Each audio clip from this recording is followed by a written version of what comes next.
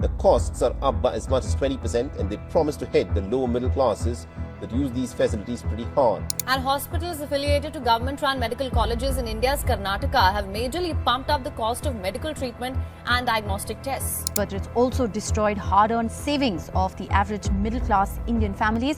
जो भी news clips अभी आपने देखा वो कोई AI जनरेटेड नहीं है, बल्कि रियल है। इंडिया में बीमार होना सिर्फ इलाज का मामला नहीं है। यहाँ बीमार होने का मतलब है बेरोजगारी, कर्जा, सपना टूटना, जिंदगी को बर्बाद होना, कमाई का एक झटके में खत्म हो जाना। और पता है सबसे बड़ी प्रॉब्लम क्या है? इतना कुछ हो जाने के बाद भी कोई इस टॉपिक के बारे में खुल के बात तक नहीं करता। मैं पिछले कुछ दिनों से इस टॉपिक के ऊपर रिसर्च कर रहा था और इस दौरान मेरे सामने जो चीजें आई उसको देख के पढ़कर मेरा तो दिमाग घूम गया। और जब तक आपको ये पता नहीं चलेगा कि मैटर क्या है, तब तक आप इनविजिबल टैक्स का शिकार होते रहोगे। सोच कर देखिए, आप अपनी जिंदगी जी रहे हो, सुबह नौकरी, ऑफिस या अपना बिजनेस, बच्चों की फीस भरना या अपनी मम्मी पापा की दवाइयाँ लाना, एक कॉमन आदमी की तरह। हो सकता है कि आप बेंगलोर में एक IT प्रोफेशनल्स हो, या यूपी में कंस्ट्रक्शन साइट में काम करते हुए एक नॉर्मल से मजदूर, या दिल्ली में रिटायर हुए एक छोटे से स्कूल टीचर हो। आपकी अपनी एक छोटी सी दुनिया है, कुछ सपने हैं, कुछ प्लान्स हैं, बच्चों के लिए एक अच्छी सी पढ़ाई, खुद के लिए एक अच्छा सा घर, या कम से कम एक अच्छी सी शादी। सब कुछ ठीक चल रहा होता है, फिर अचानक से एक दिन फोन पर कॉल आता है, पापा का हार्ट अटैक हो गया, दीदी का कैंसर डायग्नोस हुआ है, भैया की किडनी फेल हो गई है। बस उस कॉल के बाद से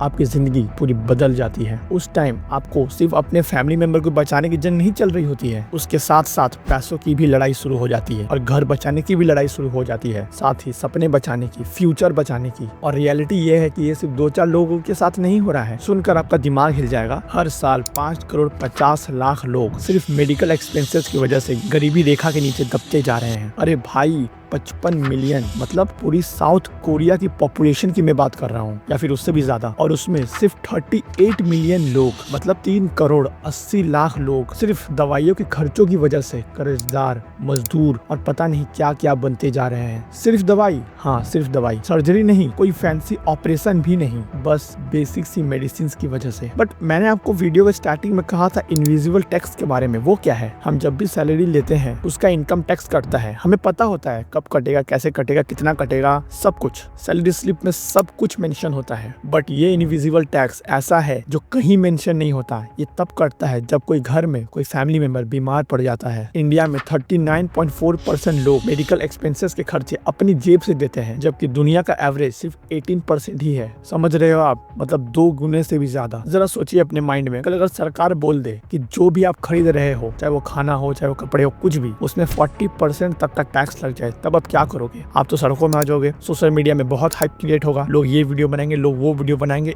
उफ। लेकिन जब हॉस्पिटल का बिल आता है, जब 40% एक्स्ट्रा आपकी जेब से निकलता है, तब उसकी बात कोई नहीं करता। बस चुपचाप लोग आंख बंद करके दे देते हैं। और इसे ही हम लोगों ने नाम दिया है इनविजिबल टैक्स का। कोई कमेंट में कहेगा, अरे भाई, हेल्थ केयर स्पेंडिंग तो 48.9% से गिर के 38.9% हो चुका है। लेकिन मेरा पर्सनल मानना है कि 1000 रुपए की चीज अगर 800 रुपए होगी तो इसमें कोई बड़ी डिफरेंस नहीं है। बर्बाद तो अब भी हो रहे हैं इतना भी दे करके। और अगर मेडिकल इन्फ्लेशन की बात करूँ तो 40% साल का होता है। पूरे एशिया में सबसे ज्यादा रेट। आपकी सैलरी पता है कितने % से बढ़ती है? बस 8 से 10% से। और आपके मेडिकल एक्सपेंसेस पर ईयर 14% से बढ़ रहे हैं। कैसे उठाइएगा आप इलाज का खर्चा? सोचिए जरा। मैं जब इस पर्टिकुलर टॉपिक की रिसर्च कर रहा था तो उस टाइम मुझे कुछ ऐसे केसेस मिले जिसको पढ़कर देखकर मेरी आंखें भर आई। दिल्ली में एक आदमी ने अपने पूरे जीवन का पेंशन सिर्फ डायबिटीज और हाइपरटेंशन में उड़ा दिया। बेंगलोर में प्रिया नाम की लड़की ने अपने गोल्ड को बेचकर अपने पापा के हार्ट अटैक की सर्जरी करवाई। और सोचिए, ये सिर्फ 1-2 लोग नहीं है, पूरी बस्ती में, पूरे कॉलोनी में, पूरे मोहल्लों में ये बीमारी चल रही है। आपका दिमाग घूम जाएगा सुन करके कि 71% लोग इंडिया में पूरा मेडिकल खर्चा शुरुआत से लेकर लास्ट तक अपनी जेब से भरना पड़ता है। और सिर्फ वो लोग नहीं जो बहुत ज्यादा गरीब है, जो सड़कों में रहते हैं, वो लोग भी जो मिडिल क्लास की कैटेगरी में आते हैं। 45,000 से 80,000 वाले सैलरी वाले लोग, जिनके पास ना कोई सरकारी स्कीम होती है और ना प्राइवेट हॉस्पिटल के खर्चे बियर करने की पावर। और मैंने तो अपने रियल लाइफ में एक केस भी देखा है। पता है क्या? एक बैंक मैनेजर बाप,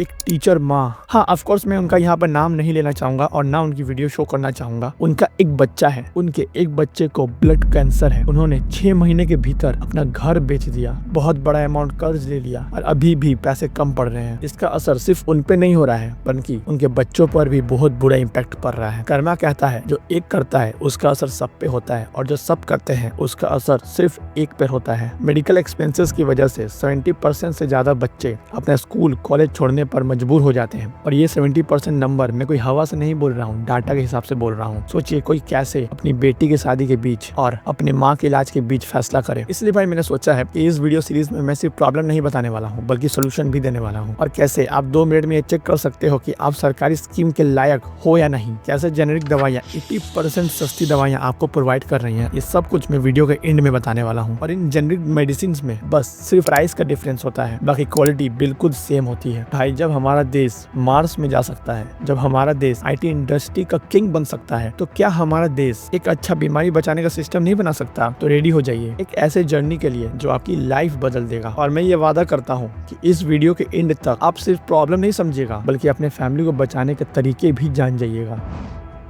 जब भी हम बीमार पड़ते हैं ना, तो हमें जितनी तकलीफ होती है ना, उससे ज़्यादा तकलीफ तो हमारे फैमिली मेंबर्स को होती है। और मैं जो आपसे बात करने वाला हूँ अब आगे, वो कोई डाटा, कोई ग्राफ, वो सब कुछ नहीं है। वो सब रियल लाइफ एग्जांपल्स हैं। वो लोग जिनसे मैं प्रैक्टिकली मिला हूँ, जिनसे मैंने बात की है और जो आपके और मेरे जैसे हैं। और जब आप उनकी कहानियां सुनोगे तो आप सोचोगे कि अरे भाई ये तो बिल्कुल मेरे जैसा ही है। तो चलिए पहले चलते हैं गाँव की तरफ। अब आप सोच रहे हो कि भाई गाँव में तो सरकारी हॉस्पिटल की कमी नहीं है, वहाँ पर तो बहुत है, वहाँ पे लोग फ्री में इलाज होता होगा। लेकिन जब आप रियलिटी सुनोगे ना, तो आपका दिमाग घूम जाएगा। गांव के लोग अपना इलाज का खर्चा 92% अपनी जेब से पे करते हैं और शहर वाले, मैंने कहा था ना 77%। पता है गांव में ना मैं रमेश अंकल से मिला था। यूपी के एक छोटे से गांव के मजदूर हैं। रमेश भाई रोज 600 रुपया कमाते हैं और जब काम मिलता है तभी कमा पाते हैं, नहीं तो नहीं। और उनका सबसे बड़ा प्रॉब्लम यह है कि 300 से ज्यादा रुपए हर दिन उनके दवाइयों में खर्च हो रहे हैं। उनके घर में 4 फैमिली मेंबर है और वाइफ प्रेग्नेंट है, तो उसमें कुछ अलग खर्चा होता है। और अगर मान लीजिए रमेश अंकल को 4-5 दिन के लिए काम नहीं मिला तो 600 रुपए 4-5 दिन के गए। और एक दिन वो हुआ जिसको उनको बहुत डर था। उनकी वाइफ प्रेग्नेंट थी और डिलीवरी के टाइम पे उनके पेट पे बहुत ज्यादा दर्द होने लग गया। वहाँ का जो प्राइमरी हॉस्पिटल था, जो गांव से बहुत ज्यादा करीब था, पहले रमेश अंकल अपनी वाइफ को वहाँ पर लेके गए, बट वहाँ पे कोई स्टाफ नहीं था, कोई डॉक्टर्स नहीं थे और जो भी लोग थे वो अनट्रेन्ड थे और वो डिलीवरी जैसे क्रिटिकल कंडीशन को उस टाइम पे नहीं अडॉप्ट कर सकते थे। रमेश अंकल 60 किलोमीटर दूर अपने गाँव से दूसरे हॉस्पिटल में उसको लेके जाते हैं और वो भी प्राइवेट हॉस्पिटल में। वहाँ पर उन्होंने एम्बुलेंस का खर्चा पे किया 2000 रुपए और जो डिलीवरी सरकारी हॉस्पिटल में फ्री होने वाली थी वहाँ पे उनको 15,000 रुपए तक पे करने पड़ गए, क्योंकि कॉम्प्लिकेशन आई और डिलीवरी C-सेक्शन करनी पड़ गई। दवाई अलग, ब्लड अलग, सिरिंज प्लस ग्लव्स तक के पैसे उनसे चार्ज किए गए। और आपको पता है कि बिल कितना आया? अप्रोक्स 28,000 रुपए। सोचिए रमेश अंकल की 3 महीने की कमाई और इतने सारे पैसे एक बार में उनके लिए अरेंज करना नेक्स्ट टू इम्पॉसिबल था। उन्होंने अपने पुश्तों की जमीन को गिरवी रखा, अपने वाइफ के गोल्ड्स को गिरवी रखा और उन्होंने अपने रिलेटिव से उधार भी ली 10,000 रुपए 5% इंटरेस्ट रेट के साथ। और ये जो भी खर्चा मैंने बताया, ये सिर्फ इलाज का खर्चा नहीं है, हॉस्पिटल में जाने का, हॉस्पिटल में रुकने का, खाने का, पानी का, दवाइयों का, प्री पोस्ट एवरीथिंग का खर्चा है। बट हाँ, इस खर्चे में मेडिसिन इंक्लूड नहीं है। अगर मेडिसिन इंक्लूड किया जाए तो ये 28,000 रुपए और भी बढ़ सकते हैं। The governments which were there in the power, they have also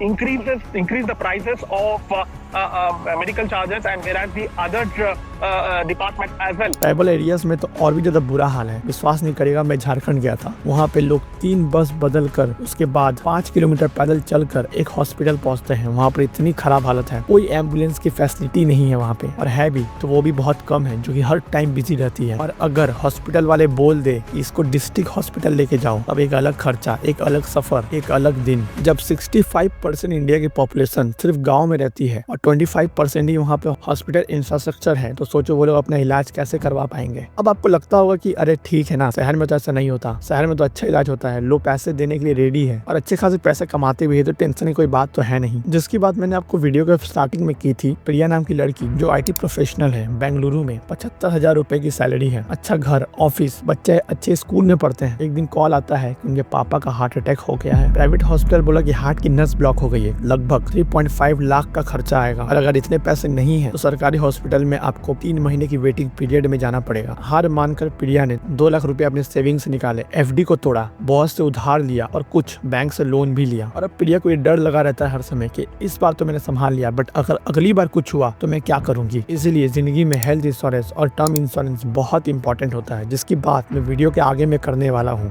औरतों में ये बात बहुत कॉमन है, ये बात मुझे अपनी मम्मी से सीखने को मिली। उनको तो पहले ही इलाज का मामला बहुत हल्का लगता है। अरे अरे क्या फर्क पड़ता है, सिर ही तो दर्द कर रहा है, वो ठीक हो जाएगा, ऐसी टेंशन ले लिया होगा मैंने इसलिए दर्द करता होगा। बस खुद अपना हेल्थ को इग्नोर करती है सिर्फ फैमिली मेंबर्स के लिए। बट हमें ये ध्यान रखना चाहिए कि उनकी हेल्थ भी उतनी ज्यादा इंपॉर्टेंट है इतनी बाकी फैमिली मेंबर्स की। रिसर्च के दौरान मुझे कुछ बच्चों का भी केस मिलता है। एक भोपाल के लड़के के बारे में जिसको इंजीनियर बनने का सपना था, अचानक से उसकी मम्मी का डायग्नोस होता है कि उनको किडनी ट्रांसप्लांट करने की सख्त जरूरत है। 15 लाख रुपए का खर्च बताया गया उनको, जिसकी वजह से उसके पापा को डबल शिफ्ट करना पड़ता था। उसके भाई और मामा ने अपनी दुकान तक को गिरवी रख दिया और बेटा कॉलेज छोड़कर मैकेनिक बन गया और 8,000 रुपए पर महीने की सैलरी में जुड़ गया। और जितना भी पैसा वो कमाता है वो अपनी मम्मी के इलाज में जोड़ने लग जाता है। उसका इंजीनियर बनने का सपना टूट जाता है। ये सब बात क्या आपको पता है जो भी मैं आपको केस बता रहा हूँ? नहीं, क्योंकि आपका दिमाग बंद पड़ गया है सिर्फ सोशल मीडिया यूजेस की वजह से। आपको पता नहीं है कि आप सुबह से रात तक क्या कंजप्शन कर रहे हैं, जो डे बाय डे आपके दिमाग को इतना डल बनाता जा रहा है जिसकी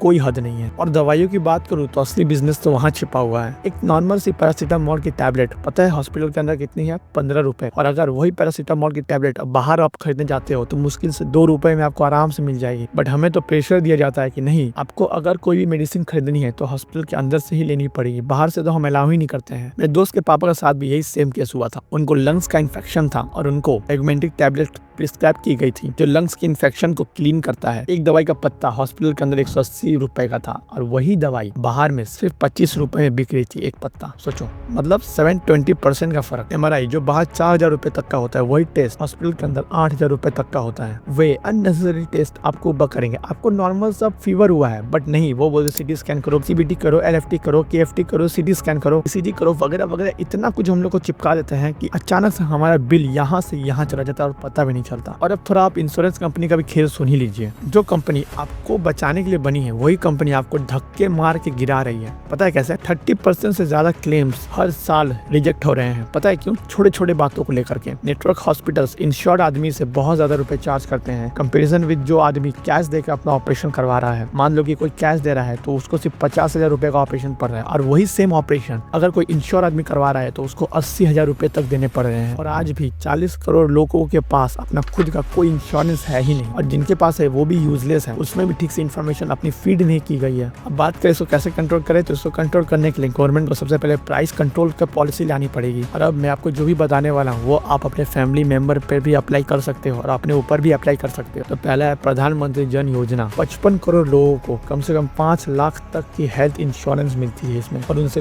किसी भी तरह का कोई भी पैसा नहीं लिया जाता है। बट प्रॉब्लम यह है कि करोड़ों लोगों को तो इसके बारे में कुछ पता ही नहीं है। इस वीडियो के बाद से आपको एक नॉर्मल सा काम करना है। अब डॉक्टर जब भी आपको कोई भी दवाएं लिखे तो आप उनसे फ्रीली क्वेश्चन करना कि क्यों नहीं मैं जेनरिक मेडिसिन में शिफ्ट कर सकता हूँ। और हाँ, सबसे इंपॉर्टेंट कि आप दवाइयाँ कहीं से भी लो, आपको बायर्स ना किया जाए कि आपको यहीं से दवाई लेनी है तो ही आप ठीक हो सकते हो, नहीं तो नहीं। सिर्फ PMJ नहीं, ये भी आप ले सकते हो, जैसे RSBY BPL फैमिली के लिए, ESI 12,000 से ज्यादा रुपए कमाने वालों के लिए। हाँ, अगर आप हेल्थ इंश्योरेंस लेना चाहते हो तो ये सब बातों का हमेशा से ख्याल रख। जितना जल्दी लीजिएगा हेल्थ इंश्योरेंस उतना ज्यादा आपको सस्ता पड़ेगा। और अगर आपसे पॉसिबल हो हेल्थ केयर के हिसाब से पर्सनल एक बैंक अकाउंट बना लो, उसमें आप अपना इमरजेंसी फंड रख सको। अगर हेल्थ रिफॉर्म्स होगी तो लोगों का पैसा बचेगा, और अगर लोगों का पैसा बचा तो वो अपने पैसे को कहीं और भी खर्च कर सकते हैं। अब आपको करना क्या है इस वीडियो का बात एकदम सिंपल। अगले 30 दिनों के लिए आप PMJ एलिजिबिलिटी को चेक कर सकते हैं, इंश्योरेंस को समझ सकते हैं, हेल्थ इमरजेंसी फंड के बारे में आप सोच सकते हो, और अगले 6 महीने में एक हेल्थ इंश्योरेंस ले लो। और आज एक बात दिल से कहनी है आपको, जो हेल्थ केयर क्राइसिस है ना, इसने मुझे रात भर सोने नहीं दिया है। हमेशा हम बात करते हैं प्याज का दाम, आलू का दाम, सब्जियों का दाम, बट हम कभी बात नहीं करते हैं कि हेल्थ केयर का कितना दाम बढ़ता जा रहा है। हेल्थ केयर से लड़ना सिर्फ हमारी गवर्नमेंट की प्रॉब्लम नहीं है, यह हमारी भी है, हमें भी इससे डील करनी पड़ेगी। और जब हम सब मिलकर बोलेंगे ना तो सिस्टम हिल जाएगा। अब बोलो, आप मेरे साथ हो? अगर हाँ तो कमेंट करो I stand for health care rights, और वीडियो को जल्दी से जल्दी अपने फैमिली ग्रुप में अपने दोस्तों को शेयर करो। और आज हम एक बहुत बड़ा चेन रिएक्शन शुरू करते हैं। वीडियो को लाइक जरूर करना, चैनल को सब्सक्राइब जरूर करना अगर वीडियो पसंद आई हो तो। और यहाँ मैं आपको बस एक ही चीज सिखाता हूँ, एक क्रिएटर बनो, कंज्यूमर नहीं।